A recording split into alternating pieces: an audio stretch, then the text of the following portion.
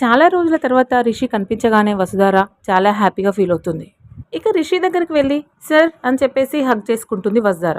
ఇక ఇంతలోపు రిషిని కొట్టడానికి ఒక అతను రావడాన్ని చూసిన వసుధార రిషి సార్కి ఏం కాకూడదని చెప్పేసి రిషిని పక్కకు తోసేస్తుంది. ఇక ఇంతలోపు వసుధారకి దెబ్బ తగలడంతో స్పృహ కోల్పోతుంది. రిషికి తనెవరో తెలియక తను ఎందుకు అలా చేసిందో అర్థం కాక మేడం మేడం అని చెప్పేసి పిలుస్తారు రిషి. సరే అని చెప్పేసి అక్కడి నుండి వసుధార తీసుకుని వాళ్ళ ఇంటికి వెళ్తాడు రిషి. డాక్టర్ వచ్చి వసుధారకి ట్రీట్మెంట్ చేస్తుంది. కాసేపటి తర్వాత వసుధార స్పృహలోకి వచ్చి ఎదురుగా ఉన్న రిషిని చూసి రిషి సార్ అని చెప్పేసి పిలుస్తుంది. కానీ అక్కడ ఉన్న వాళ్ళెవరికి వసుధార ఎందుకు అలా పిలుస్తుందో అర్థం కాదు.